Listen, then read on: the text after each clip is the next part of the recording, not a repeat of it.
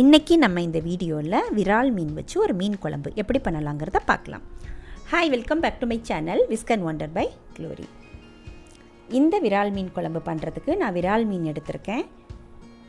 இந்த மாதிரி உப்பு மஞ்சள் தூள் போட்டு கழுவி எடுத்து வச்சுருக்கேன். நான் இந்த மீனுக்கு தகுந்த மாதிரி வெங்காயம் ஒரு கை எடுத்திருக்கேன். ஏன்னா மீனோட அளவுக்கு எனக்கு குழம்பு கம்மியாக தான் பண்ண போகிறேன். ஒரே ஒரு தக்காளி, எலுமிச்சம்பழத்தை விட கொஞ்சம் கம்மியான அளவு புளியை இந்த மாதிரி கரைச்சி எடுத்து வச்சுருக்கேன். மிளகாய்த்தூள், மல்லித்தூள்.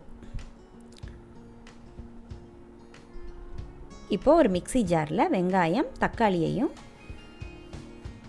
ரொம்ப கொரகொரப்பாகவும் வேணாம், ரொம்ப நைஸாகவும் வேணாம், அரைச்சி எடுத்துக்கலாம். இப்போ அரைச்சாச்சு. குழம்பு எப்படி கூட்டி வைக்கலாங்கிறத பார்க்கலாம். இப்போ ஒரு பாத்திரத்தில் புளியை ஊற்றிக்கலாம். அரைச்ச வெங்காயம் தக்காளி. எனக்கு இன்றைக்கி குழம்போட அளவு கம்மியாக இருக்குது, அதனால தான் உங்களுக்கு நான் கம்மியாகவே சொல்லித்தர்றேன். என்னோடய ஸ்டைலில் நான் எப்படி பண்ணுறேங்கிறத காமிச்சிருக்கேன். இதுக்கு தேவையான அளவு உப்பு, அது காரத்துக்கு தேவையான அளவு மிளகாய்த்தூள், அதே அளவு மல்லித்தூள் சேர்த்துக்கலாம். மஞ்சள் தூள் கொஞ்சம். இப்போ இது எல்லாத்தையும் கலக்கிட்டு நமக்கு எவ்வளோ குழம்பு வேணுமோ அந்த அளவுக்கு நம்ம தண்ணி கலந்துக்கணும். தண்ணி கலந்துட்டு அதுக்கப்புறம் நம்ம செக் பண்ணிக்கணும். உப்பு கம்மியாக இருந்தால் உப்பு, காரம் கம்மியாக இருந்தால் மிளகாய்த்தூள், புளி கம்மியாக இருந்தால் புளி, அப்புறம் தண்ணியாக இருந்ததுன்னா கொஞ்சம் மல்லித்தூள்.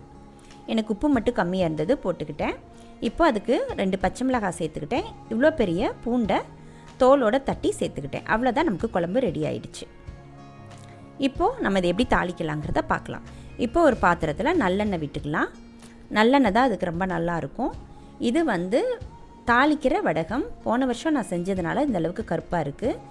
இந்த தாளிப்பு வடகத்தை, அது வெங்காயம் எல்லாமே அதில் இருக்கிறதுனால நம்ம வெங்காயம் சேர்க்கலை. நான் எண்ணெய் காயாமல் போட்டுட்டேன். காஞ்சதுக்கப்புறம் போடுங்க. அது கூட கொஞ்சமாக கடுகு, கொஞ்சமாக வெந்தயம். இப்போது பொரிஞ்சு வரட்டும். பொரிஞ்சதுக்கப்புறம் கருகிராமல் பார்த்துக்கணும். இப்போ நம்ம கூட்டி வச்ச குழம்பை இதில் சேர்த்துக்கலாம். அவ்வளோதாங்க இந்த மீன் குழம்பு. ரொம்ப வேகமாக, ரொம்ப டேஸ்ட்டாகவும் இருக்கும், ரொம்ப சீக்கிரமாகவும் செஞ்சிடலாம். இப்போ இது நல்லா கொதிக்கட்டும். கொதித்து பச்சை வாசனை போய் கொஞ்சம் கெட்டி ஆகிக்கிட்டோம்.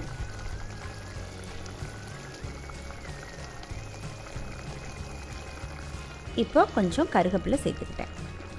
இப்போ குழம்பு ரெடி ஆயிடுச்சு, அதாவது கெட்டி ஆயிடுச்சு. இப்போ நம்ம மீனை சேர்த்துக்கலாம். மீன் சேர்த்தோன்னே கொஞ்சம் தண்ணி விடும் குழம்பு. இப்போ மீன் சேர்த்து நல்லா கொதிக்க விடலாம். நல்லா தளன்னு கொதிச்சிடட்டும். அப்போ தான் இந்த மீன் குழம்பு ரொம்ப நல்லாயிருக்கும். மீன் குழம்பு நல்லா கொதிக்கணும்னு சொல்லுவாங்க.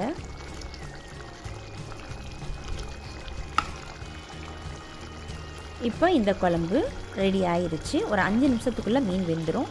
போதும். அதோட அடுப்பு ஆஃப் பண்ணிவிட்டு மீன் குழம்பு ஒரு பாத்திரத்தில் மாற்றிக்கலாம்.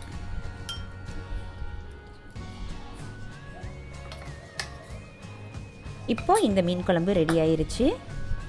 ரொம்ப சூப்பராக இருக்கும். கண்டிப்பாக ட்ரை பண்ணி பாருங்கள். காரசாரமாக சாப்பிடணும்னு நினைக்கிறவங்க கண்டிப்பாக இந்த குழம்பு பிடிக்கும்.